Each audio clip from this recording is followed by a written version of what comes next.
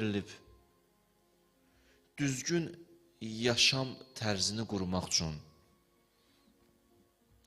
Bu hissi Allah insana verdi ki, özünü müdafiə eləyə bilsin, özünü qoruya bilsin. Bu qorxu hissi insanı zərərdən, ziyandan xilas edir, qurtarır. Bu yanlış ifadədə hərdən görsə bəzi adamlar deyir, mən heç nədən qorxmuram. Boş-boş söhbət edir, belə çox inanmayın elə adamlara, mən heç nədən qorxmuram. Bu həyatımızın ayrılmaz bir hissəsidir bu hiss. İnstinktdir. Baxın, hətta fikir versəz, bir nəfərin məsələn gözünə neysə yaxınlaşdırsan, bir gözün çəkilir. Düşünmədən çəkinir. Bu insana ayrılmaz bir hissəsidir bu hiss. Mən heç nədən qorxmuram. Bəli, bir mənada bəzi uşaqlar dünyaya gəlir bu mənada görsən, bu da istisna uşaqlardır. Demirəm, tam da bunlar da yoxdur, amma fikir vermişsiniz, heç nədən qorxmur, yüksəkliyə çıxır, qorxmur, gedir, deyir bir yerə qorxmur, heç nədən qorxmur. Elə uşaqlardan tez tələf olur. Tez dünyasını dəyişir, gedir, çıxır zirvəyə, oradan yıxılır yerə. Misal. Bunu da izah eləmək olar, bəs bu nədir? Heç mi qorxu yoxdur onda? Mən deyərdim, heç qorxu yoxdur, belə deyil. Bu mövzu başqa vaxt söhbət olunar. Allah bu qorxu hissini mənə verdi ki, mən özümü müdafiə edeyim. Müdafiə xarakteridir, böyük neymətdir. Misallar çəksən, biraz da mövzumuz aydınlaşar. Məsələn, xəstəlik qorxusu olmasa, sağlamlığımıza o qədər də fikir verməliyik. Görsən, fikir versəm, xəstəlikdən qorxuruq deyənə sağlamlığımıza fikir veririk. Görsən, yeməyə o qədər də fikir vermir, ziyanlı yeməyə. Amma həkim biraz oturur, danışır, bunun filan ziyanı var, filan, o qədər qorxur, çəkilir kənara. O qorxu hissi sağlamlığıma xidmət edir. Əslində, böyük neymətdir. Necə ki, ağrı neymətdir ya, ağrı. Ağrıyırsan, gelirsən həkimət. Adam hiss eləməsə ağrı, get-gedə şiddətlənər, nə olar? Öyle xəstəliklə çıxıb gedərsən. Ağrı özü bir neymət olduğu kimi, qorxu hissi də özü böyük bir neymətdir. Başqasına möhtac olmaqdan qorxursan, gedsən işləyirsən. Çox qorxur insan bu hissdən ki, kiməsə möhtac olaram. Adam var, onun üçün elə də maraqlı deyil, o elə. Həmişə əlini açıb kimdənsə nəsə almaq istəyir. Vay o gündən. Hələ ondan alım, bundan alım, bundan alım. Bu həyat deyil ki. Adam da var, yox, qorxur. Nədən qorxur? Başqasına möhtac olaram. Bundan qorxur deyənə gedir elə bir işlərlə məşğul olur ki, tək ailəmi çörəksiz qoymayayım, ac qoymayayım, özüm ac qalmayayım, kiməsə də möhtac olmayayım. Qorxu hissi. Quran da bu mövzudan yan keçməyib. Ayələrə baxsız, toxunub bu mövzuya. Bəli, bəzi vaxtlar bu hissdən, bu duyğudan düzgün yararlanmayıb bəşər. Quranda ayədir, biz dəfələrlə bu mövzuya toxunmuşuq, amma bunu deməmişəm mən bəlkə də özüm. Eşitmişsiniz də, cahiliyyətdə ərəblər qız övladlarını neynirdilər?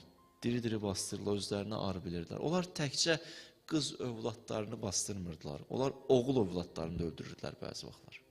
Quran deyir, وَلَا تَقْتُلُوا أَوْلَادَكُمْ خَشْيَةَ إِمْلَاقٍ Öldürməyin övladlarınızı.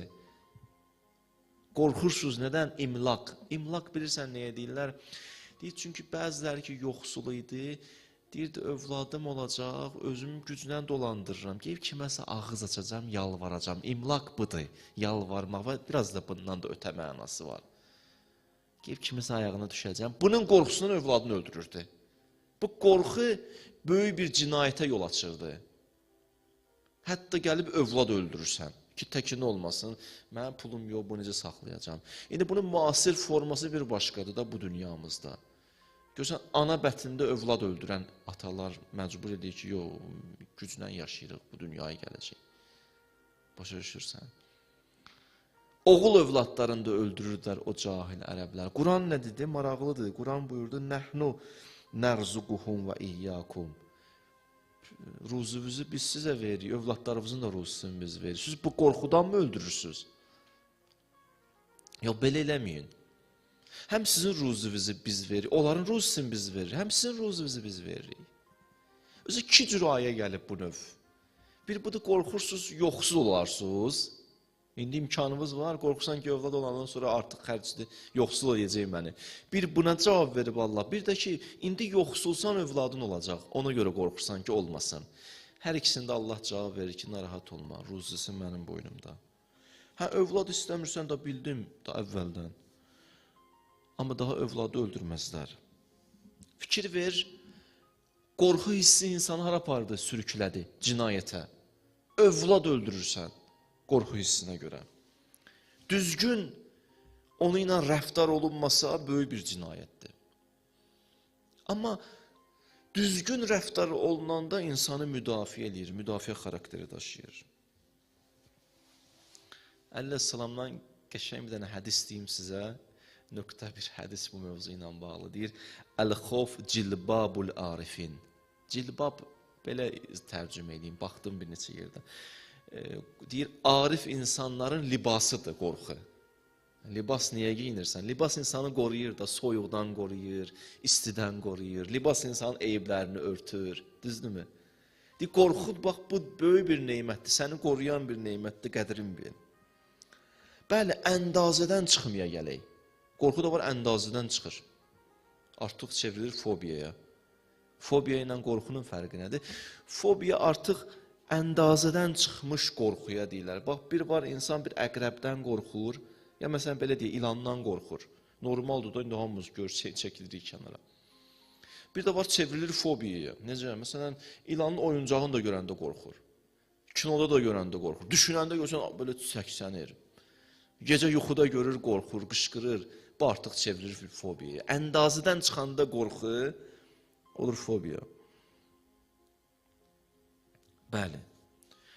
Və belə olduğu təqdirdə insanı gərgin eləyir qorxu.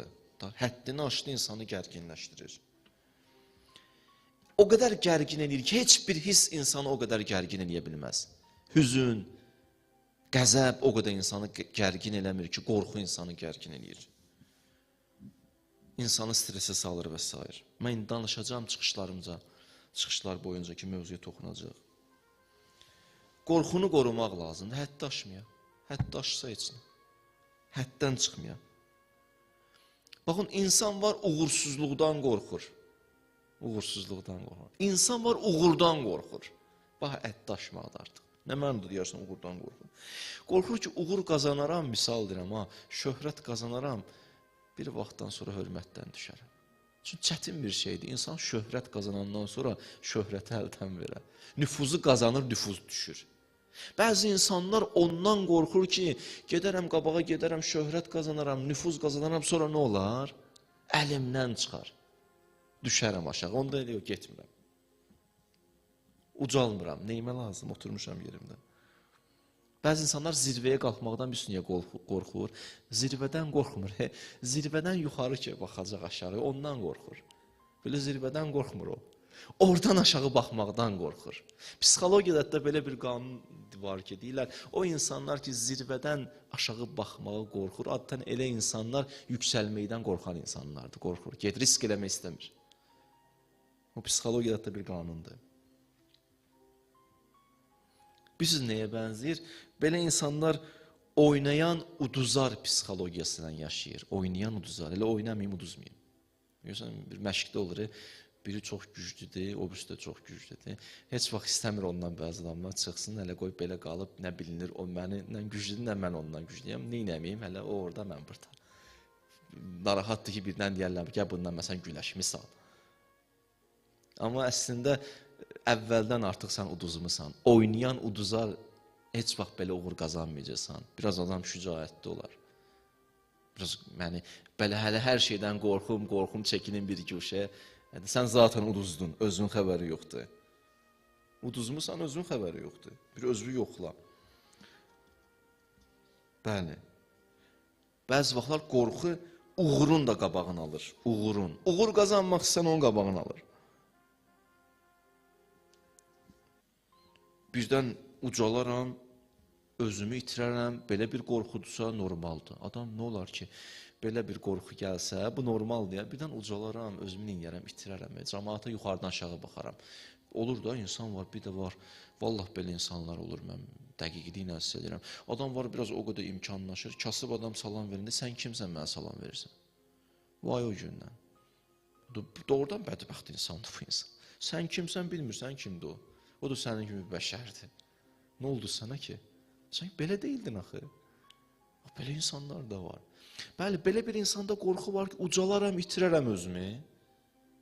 Bu normal qorxudur, amma bu qorxu məni qabağa getməyimin qabağını almamalıdır. Amma bu o demək deyil ki, mən ucalmayayım. Peyğəmbər zamanəsində Peyğəmbər xutbə eləyən vaxtı bir nəfər oturmuşdu Peyğəmbərin qabağında, imkanlı bir insandı, sərvətli bir insan idi. Bir nəfər girdi, səhabə girdi içəri, bir şəxs girdi içəri, Peyğəmbərin xutbəsinə qulaq asmağa. Fəqir idi, yoxsul idi, libaslı o qədər də ürəyi açan deyildi və s. Gəldi, oturdu həmən imkanının yanında. Oturanda bu belə çəkdi özünü kənara. Çəkdi kənara. Peyğəmbər elə minbərdən qayıtdı ona ki, nə oldu? Qorxdun mu? Qorxdun ki, sərvətin ona keçər, yoxsa onun yoxsulluğu sənə keçər?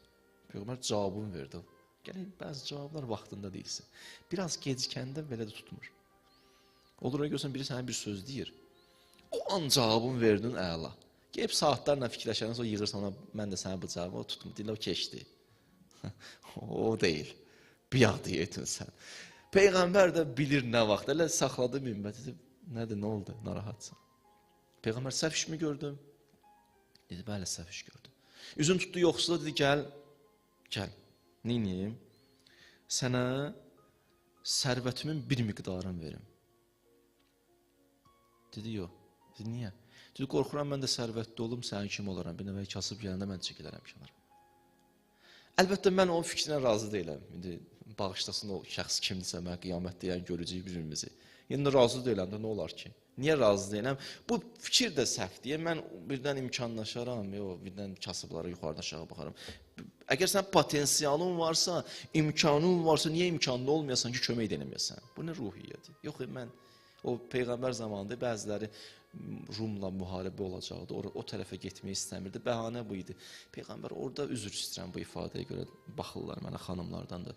Orada bəzi xanımlar var, açıq-saçıq giyinir, mən gedərəm gözüm onlara sataşar müharibədə, indi müharibə bitəndən sonra orada günaha düşərəm, mən indidən getməyim ora.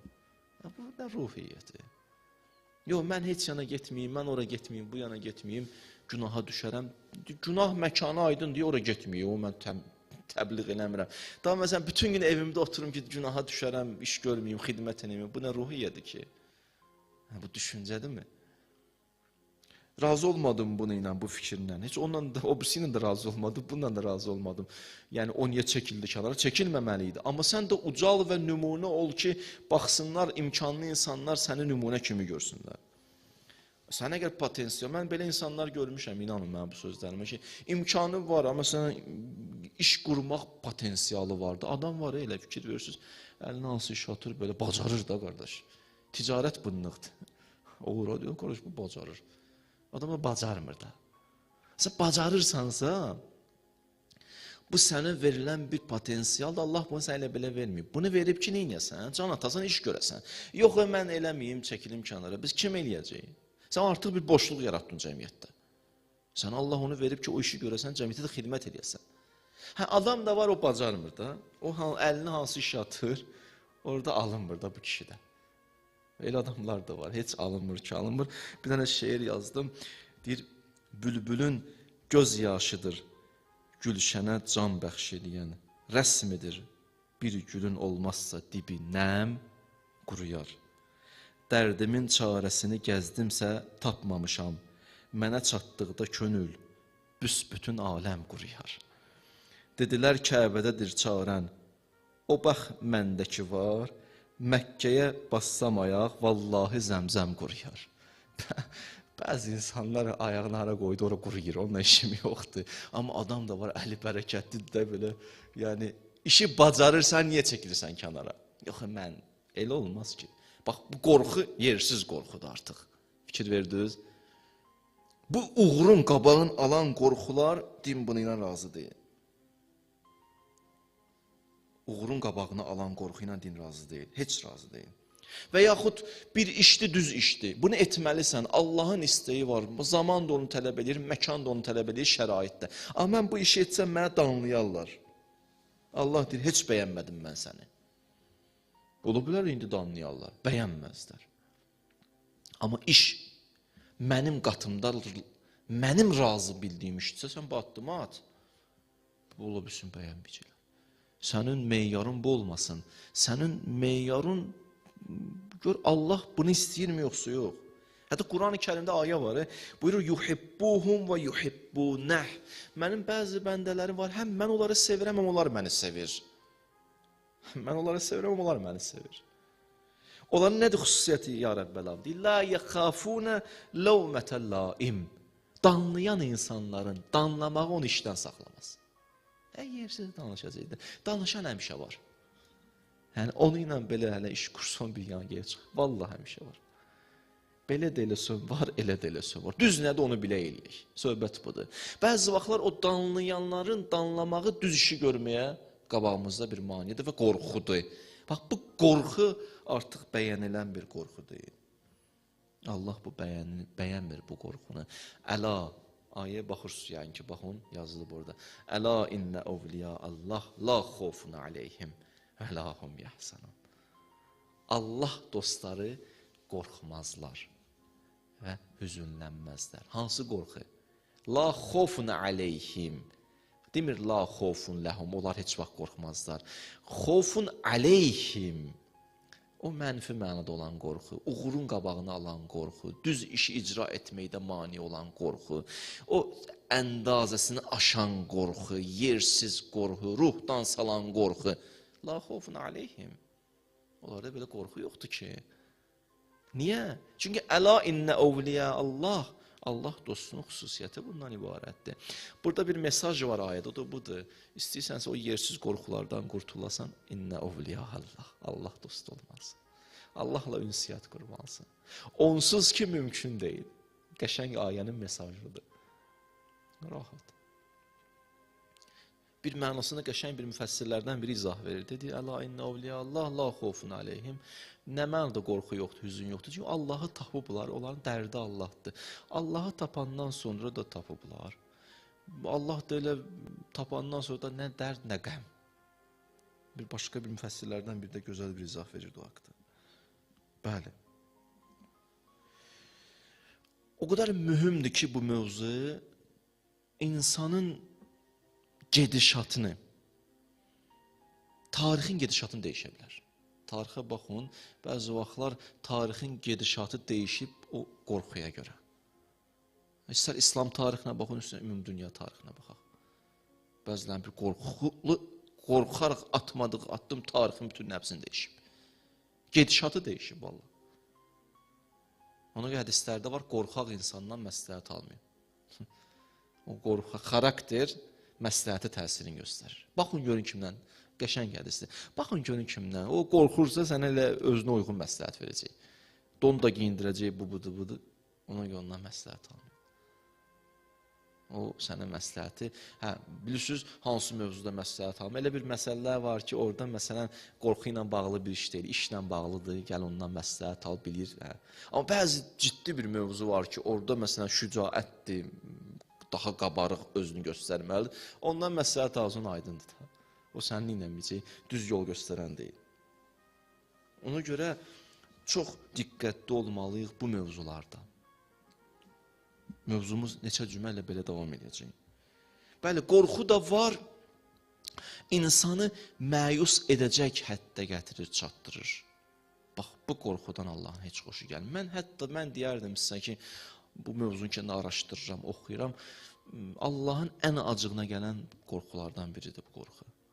Bir həddə insan gəlir, çadır ki, məyus olur. Yox, mən Allah bağışlamaz. Yox, mən bundan sonra hara? Bu çox pisdir. Həqiqətən çox pisdir. Mən sizə bir tarixdən bir hadisə deyim. Abbasi xəlifələri eşitmişsiniz tarixdə. Abbasi xəlifələr olub. Əməvi xəlifələrindən sonra gəlib. Onların içərisində biri olub, Harun Rəşid. Onu da eşitmişsiniz. Harun Rəşidin vaxtında bir hadisə baş verir. Bir şəxsi Harun Rəşid çağırtdırır. Digər onu çağırın mənə yanıma. Gəlir Harun Rəşidin yanına. Harun Rəşid ona sual verir ki, mənlə olan ünsiyyətin nə həddədir?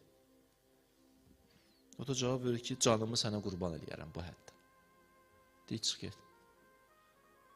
Bu görünəsən, o qədər də xoş, ürək açan söz deyim. Çıxıb gedir.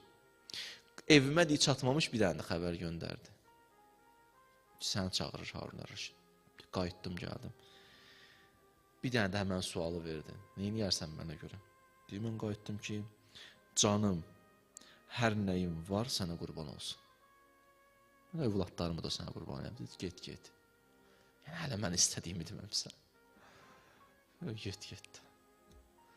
Getdim deyə evə yenə çatmamışdım, bir də xəbər göndərdi. Harunlar Rəşiddən elə bir adam deyil. Yenə gələndə qayıtdı, neyniyə bilərsən mənə görə? Axırda bir kəlmə dedim, onu ilə razılaşdı. Bildim ki, onu istəyirmiş.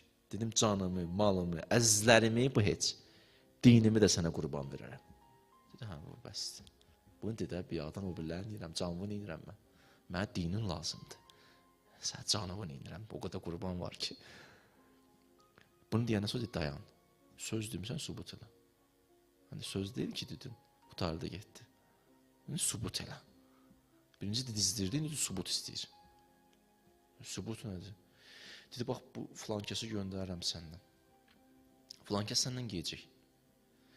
O nə dedi, eləyərsən? Dedi, oldu. Dedi, gəldik, çatdıq zindandaya, zindana girdik. Orada bir 20 nəfərə yaxın bir insanı göstərdi mənə. Dedi, bunların hamısını öldürməlisən. Onlar da aciz insanlar, əli qolu bağlı insanlar. Dedi, bunları bir-bir öldürdüm, 20 nəfər. Nə əlbəl birinci də çətindir. Sonra asanlaşır da. Günah belədir də. O biri deyirdi, mən deyir, heç vaxt deyir, məsələn deyir, toyuğu kesməzdim, həmişə də belə qıraqdan baxardım, bu çətin gələrdi mənə də. Bir dəfə deyir, kesdim, ikincisi gördüm, çox rahat bir şey, çətin bir şey deyil. Demirəm, o iş olmaz. Bəzi vaxtlar insan, adam öldürmə insan üçün belə adiləşir. Diri-diri kesti başını. Biri deyirdi, mən deyir, ölünün içindən başını kesdim, axırı dirinin başını kesə bildim. Hadisələr ki olmuşdu öncə. Ölülərin başını birinci kesdim, bir 70'ə yaxın, 80'ə yaxın. Sonra gəldim dirinin başını kes. Birdən bir dirini adam canlı, bu başını kes. Asan bir şeydir mi? Deyir, bu 20 nəfəri belə. Ondan sonra deyir, ikinci 20 nəfəri göstərdi. İkinci 20 nəfəri də kesdim. Üçüncü 20 nəfərdə 19'u o cürünü öldürəndən sonra kəsdim, yəni də öldürdüm. Bir dənəsi vardı, o da qoca kişi idi, baxdı mənə, dedi, bir də əlvi saxladı, dedi, dayandım, baxdım ona. Dedim, bəli, eşidirəm səni. Dedi, bu qədər ki, adam öldürürsən, bilirsən bunlar kimdir? Mən bilirsən ki, mən bunlar kim? Dedim, yox. Dedi, biz hamımız Peyğəmbər nəslindən, ya seyyidlərik. Deyib, onda əli titrədi, deyib, biraz titrəyəndən sonra dayandım, dedim, olsa da bu qədər öldürmüşəm, bundan sonra nə olacaq ki? Bunu da öldürdü. Bunu da öldürdüm. Bir şəxsi gəldim, bunu oruc halında gördüm. Ramazanda gördüm ki, yemək yiyir. Dedim ki, filan kəs, bu niyə Ramazanda belə yemək yiyirsən? Dedi, bu qədər iş görmüşəm, bu 60 nəfər öldürmüşəm, bundan sonra nə oruc? Bu hadisəni gəldi, bu adam İmam Rıza'ya danışdı. Ona görə bu qədər danışıram sizə.